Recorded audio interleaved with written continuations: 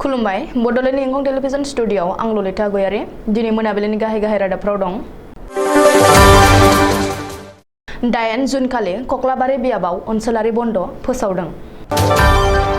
सोरखारा अबर' आन्दालनाव जिउ गोमानाय नखरनो 5 लाख रां अनसुंथाइ होदों। केनि बसुमतारीनि लकेल उत्पादआ बक्स अफिसाव 1 कौटिनिबो बांसिन खामायबाय। हिमन्त बिश्व शर्माया दिनै कार्बि आंलंनि मोनब्रै जायगायाव बिसायख'थि फोसावदिंदों। बिजनियाव फिसालायानो बिफाखौ बुथारदों। फेरगावआव उत्सा विद्यापीठ गोजौ फरायसालिखौ जौसिन फरायसालियाव फोजौबाय। फैलाव बसुमतारीया सासे बैथा गैयै नावसो जगत बर'।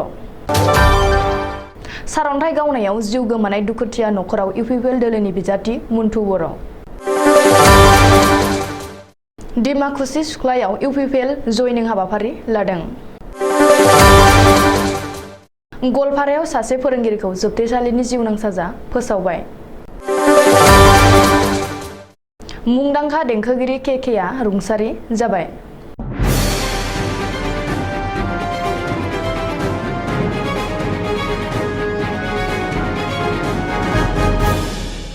फैगौ 8 जुन खालि बिटिसिनि 22 नं कक्लाबारि बियाबनि उफेरा बिसायख'थि।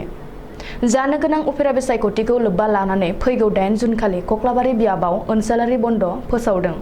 आसाम सोरखारनि एडमिनिस्ट्रेट बिफाना मंगलबार खालि गांसे नटिफिकेशन जारि खालामनानै 8 जुन खालि कक्लाबारि बियाबाव ओनसोलारि बन्द फोसावदों।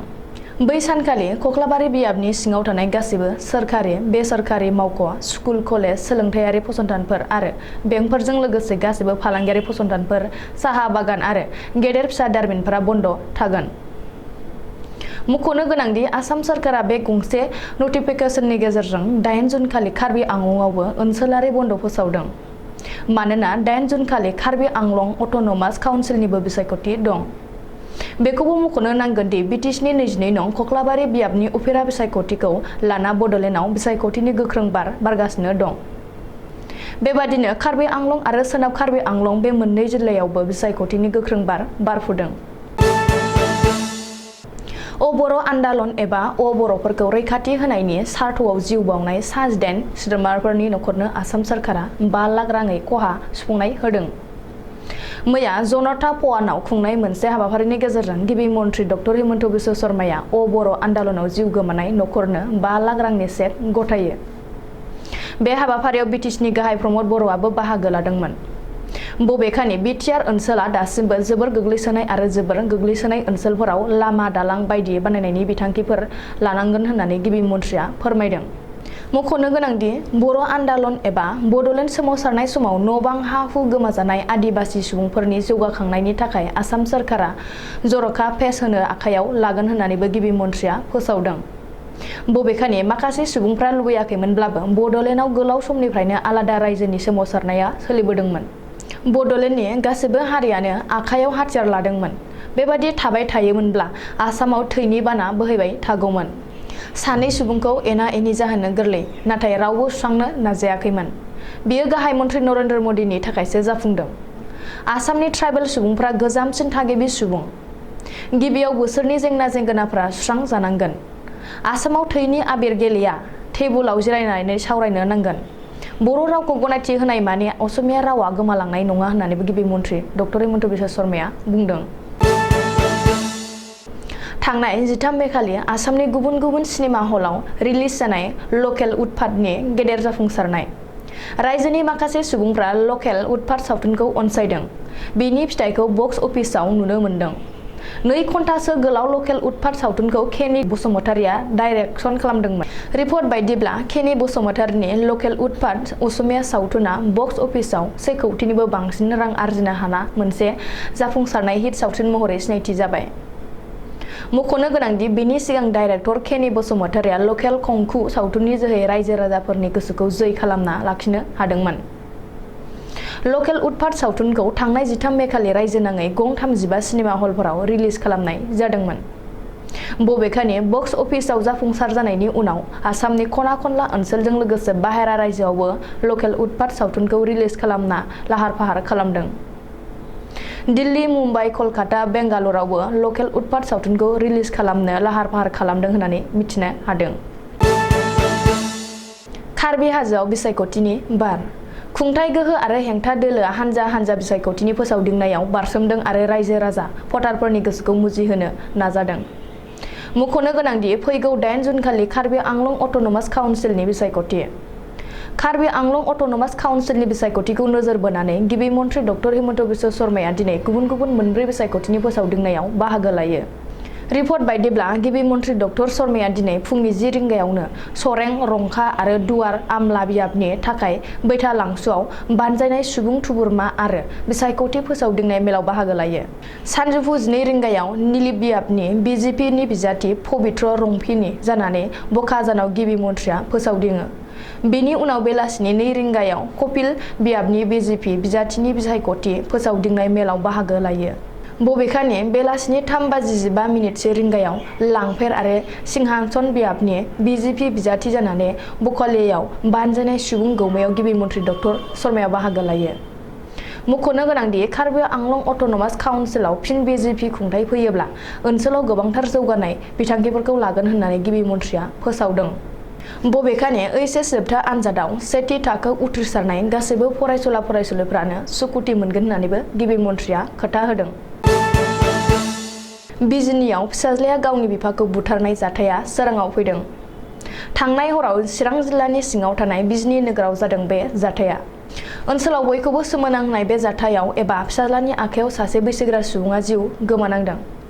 फिसाज्लानि आखायाव जिउ गोमानाय सुबुंखौ 80 बोसोर बैसोनि उर्मितलाल सरकार होननानै सिनायथिदों।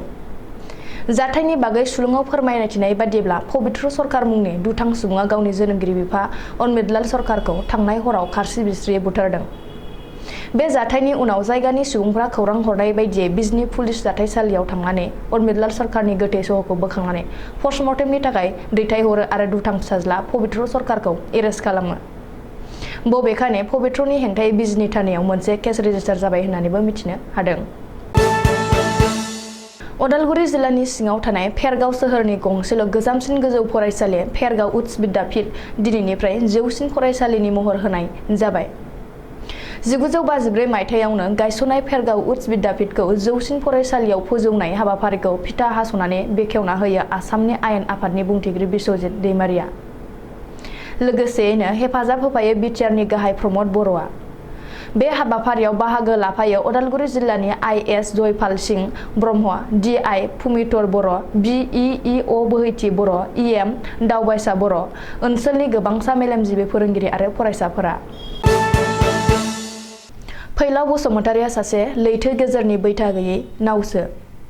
फैलाव बसुमतारिनि नावा जेरै बार बुयो बिथिंनो बुखारजाग्रा लैथो गेजेरनि गंसे बैथा गैयै नावसो। बे बाथ्राखौ बुंदों बिपिएफनि मददगिरि आरो बर' सावथुन मुलुगनि फेस्ला महरगिरि जगत बर' एबा दाब्लाया।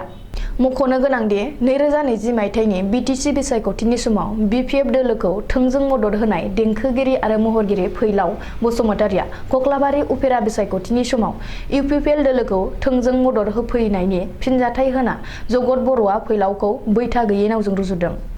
बेजों लोगोसेनो फैलावआ इउपिपिएलखौ मदद खालामोमोनब्ला बिपिएफनि जेबो खहा जाया। मानोना फैलावआ कक्लाबारि बियाबाव थाखाया, गुवाहाटियावसो थायो, बिजों रावबो भटारफोर गैफाया होननानैबो जगत बर'आ खौरांगिरिफोरजों मोगा-मोगियाव बुंदों। बबेखानि बिटिसिआव बिपिएफ दोलोनि सोरखार थानाय समाव बिपिएफनि एमएलए, इएम, एमसिएलए आरो दोलोनि दैदेनगिरिफोरनाव सिनेमानि मुङाव गोबां रां लाबोनानै जाफैदोंमोन होननानैबो जगत बर'आ फैलाव बसुमतारिनि सायाव गोख्रों अजद होदों। मैया सानजौफुनि 2 रिंगासो समाव ना गुरबाय थानाय समाव हरखाबै सारअन्थाइ गावनायाव जिउ गोमानाय दुखुथिया नखराव खौरां लाहैदों कक्लाबारि बियाबनि उफेरा बिसायख'थिनि इउपिपिएल दोलोनि बिजाथि मन्टु बर'आ। मुंख'नो गोनांदि सारअन्थाइ नांजानानै माइनाव बाजार खुस्राथायारि गामिनि देबा खेरखातारिनि अनजालि बिसि फदमि खेरखातारिया जिउ गोमानांदोंमोन। ओरैहाय बे जाथायनि बागै खौरां मोननायनि उनाव कक्लाबारि बियाबनि इउपिपिएल दोलोनि बिजाथि मन्टु बर'आ खौरां लाहैयो। लोगोसे जिउ गोमानाय आइजोनि 1 खावसे बोसोर बैसोनि उन्दै खुदियानि सायाव सावरायलायनायनि गेजेरजों माबा मोनसे राहा लागोन होननानैबो मन्टु बर'आ खौरांगिरिनि सिगाङाव फोरमायदों। प्रमद बर'नि दैदेननाय सोरखारनि फारसे मोजां मोननानै गुबुन दोलोनि एंगारना लासै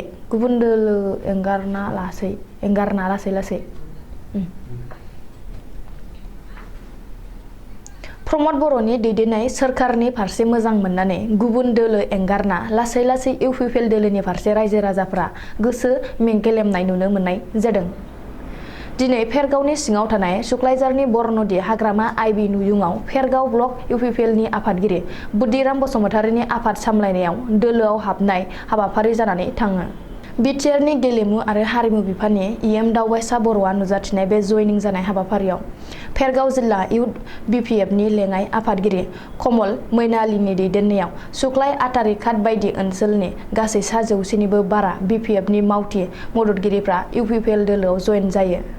दिनैनि बे जयेन एबा आखाइ हमनाय हाबाफारियाव फेरगाव जिल्ला इउपिपिएल दोलोनि आफादगिरि निर्मल बर' मिरु दैदेनगिरि नन्दराम बर' गाहाय नेहाथारि एन्थनी बसुमतारी फसंथानारि नेहाथारि रुद्र बाहादुर छेत्री फेरगाव ब्लक इउपिपिएलनि गाहाय नेहाथारि प्रणब बर'जों लोगोसे आइजो गांखंनि गोबां आइजो दैदेनगिरिफ्रा ज'यै बाहागो लानानै जाफुंसार खालामो।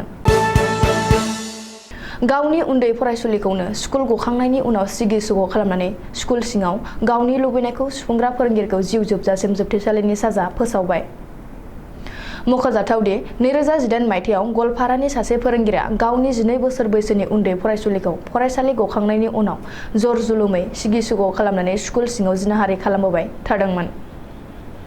नाथाय उनाव फरायसालिनि नखरनि सोद्रोमाफ्रा फोरोंगिरिनि बेबादि गाज्रि आखु बाहायनायखौ मिथिनानै फोरोंगिरिनि हेंथायै गलपारा थानायाव एफआइआर होदोंमोन। फरायसानि सायाव गाज्रि आखु बाहायनाय लांसुनिया फोरोंगिरिनिफ्राय बिजिरसालिया 50,000 रां जुरिमाना फोनांनायजों लोगोसे जिउ जोबजासिम जोबथेसालिनि साजा फोसावबाय होननानै एडभोकेट सन्जय शर्माया खौरांगिरिनि सिगाङाव फोरमायदों। मोनसे दुखुनांथाव जाथाय। हरखाबै गोब्राब लोमजानानै बिखानि बेरामजों जुजिनांनाय बलिउडनि मुंदांखा मेथाइ खनगिरि के एबा आबुं मुं कृष्ण कुमार खोनाना रुंसारि जाबाय।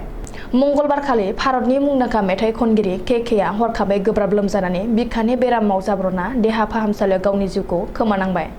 मिथिनाय बायदिब्ला थांनाय मंगलबारखालि सोनाब बेंगलनि कलकाता सहरनि नाजुरुल मानसायाव मेथाइ रोजाबनो फैनानै न'आव थांनाय समनिफ्रायनो लोमजाब्रबनानै देहा फाहामसालियाव देहा फाहामथायनि थाखाय थिसनथाइ होदोंमोनब्लाबो उनाव डक्टरा केखौ थैबाय होननानै फोसावो। केनि हरखाब अबथिरा जिउ गोमानायखौ भारतनि गाहाय मन्थ्रि नरेन्द्र मदिजों लोगोसे गासै भारतारि सुबुंफ्रानो गोथौ दुखु मोननाय फोरमायदों। आथिखालाव पस्टमर्टेमनि थाखाय देहा फाहामसालियाव थिसनथाइ हरबाय होननानैबो मिथिनाय जादों। दिनैनि रादाबा एसेनोसै, गोजोन्थों।